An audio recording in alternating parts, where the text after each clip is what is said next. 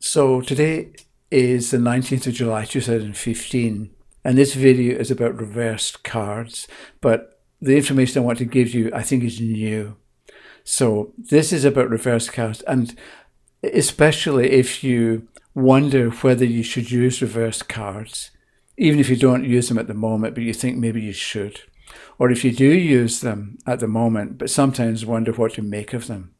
Because sometimes maybe it's a bad card, so you're not sure consistently if it's a bad card. Does a reversed bad card show something worse? Or does the bad card being reversed make the bad situation less difficult? Right, so sometimes you know, sometimes you don't. And this is a way of understanding so that you always know one way or the other which way to interpret the card. And this is because a while ago, Julie in England asked, she sent me an email and asked about reverse cards in a Celtic cross spread, and how when she used reverse cards, the reading wasn't very good. But when she used only upright cards, the reading was much more positive, right? Which you can kind of understand, though I wasn't sure if she meant that that the cards that showed up indicated easier conditions, right? So that with a Celtic cross, she would get the Sun card coming up instead of, let's say, the Ten of Swords. Or maybe she meant that she found it easier to be positive in her interpretation because she didn't have to incorporate reverse card meanings. So that was the basis of the email. And I was thinking about the best way to answer her. And it occurred to me that the key point with reverse cards is, what is the reader's philosophy of life? So to illustrate this point and keeping it simple, if you think we're all doomed, right, and it's only a matter of time before you die, life sucks and then you die, that kind of take on life. If that's what you think, then a reverse card shows something that is to be avoided, right, because it's going to be unpleasant, or it's a hardship you're going to have to suffer through whether you want to or not, right? So that's one position that you can take. Life sucks, then you die, right? On the other hand, there's another way of looking at life, and that is, if life gives you lemons or sour conditions, you make lemonade. So if life gives you lemons, you make lemonade, as some people say. So in this case, a problem represented by the lemons is seen as an opportunity or a challenge. So you take lemons that are not pleasant to eat and you turn them into a tasty drink. Okay? So what you're doing if you take that position is you're developing new skills, or you're developing new skills and abilities that you wouldn't have done if you hadn't had the problem or faced the challenge in the first place. So if you know what your philosophy is, or what you think life is for, then you're in a stronger position to make sense of reversed cards. You've got a better idea of what they mean and what they point to.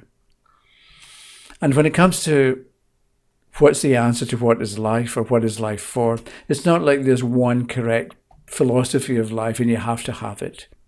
Okay, we're all built differently, and we can have different ways of seeing life and its lessons or its problems if we think that way.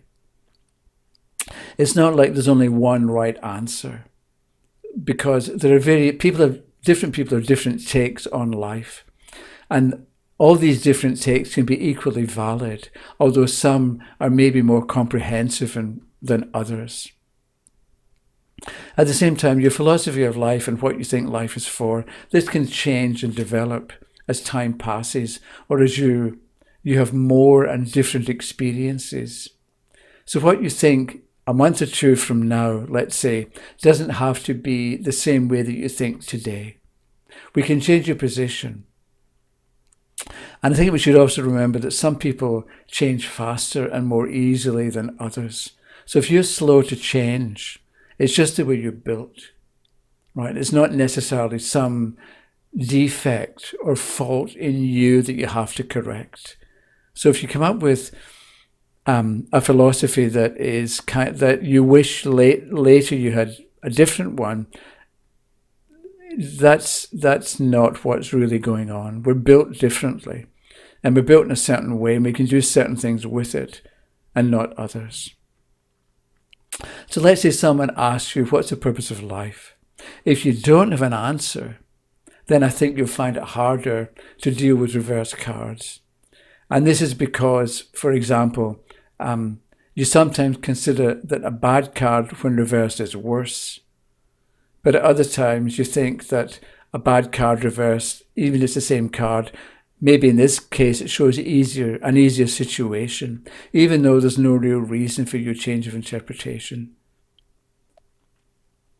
So in both cases, that the reverse card makes it worse, but at another time a reverse card makes it easier. You may be right in both instances, but when you doubt or when you're not sure about the correct interpretation, or when doubts creep into your thinking, it makes it harder, and it can put a dent in your confidence. And ideally, we don't want dents.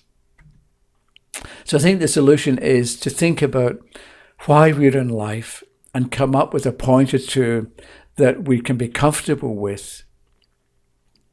And we can get help to come up with an answer. We can get help from poetry and songs and literature and philosophy and quotes from wise people. But when I say philosophy, I don't mean Aristotle or Heidegger or Spinoza. They can all have something to say to us if we read their teachings or their writing, but I'm thinking of ideas that are more immediately accessible.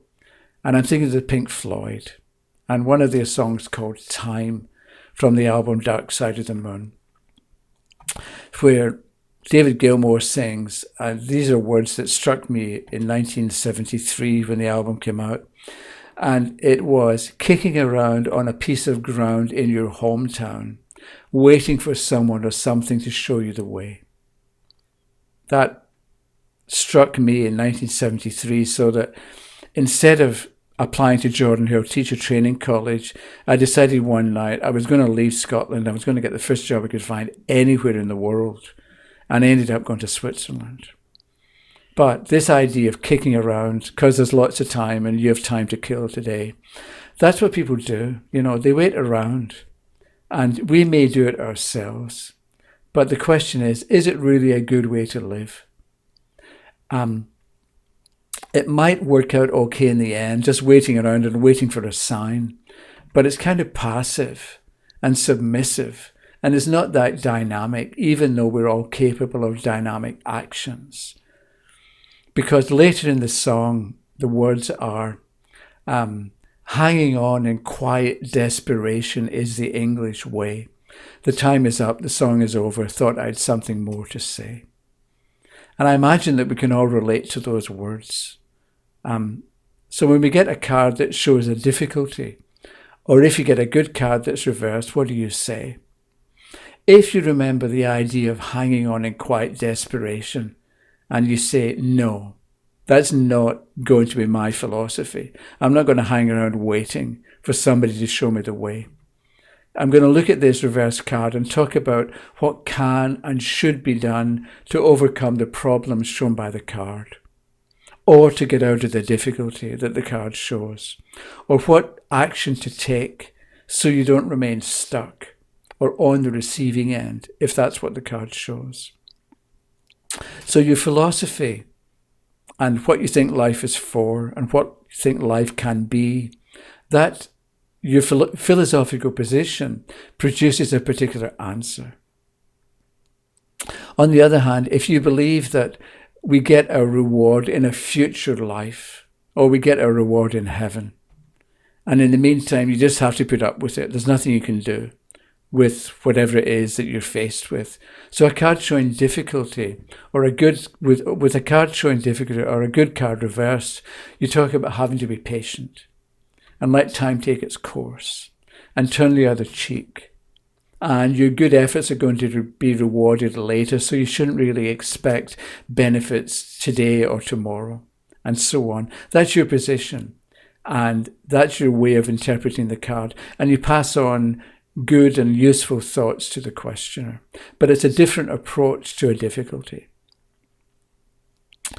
So, when reading a card, you have a way of understanding the card and its purpose and passing on certain type of information to the questioner. At the same time, the reader, by knowing your philosophy and by interpreting a card in line with or in harmony with your philosophical position, you can be learning something as well and developing understanding and refining your approach so that the next time that same card comes up, you don't just repeat the same words that you used this time, but you say something slightly different or wiser and more to the point because you've learned something. So if somebody asks what's the purpose of life and you don't have an answer, not that there is a right one, though some are more valid than others. So if you don't have an answer to what's the purpose of life, then you'll struggle to know what to do with reverse cards. But there's a solution, because if you think about what your answer might be, or what your answer is right now, though it may change or develop in the future, you'll find that you know better how to deal with reverse cards, and your reading is going to be more complete because of it. So that was it. Next Sunday, I'll upload a video about assuming the best and not the worst. So if you have comments or questions, put them down below. Otherwise, I'll be back and I'll see you in a week's time. Okay, thanks very much. Bye-bye.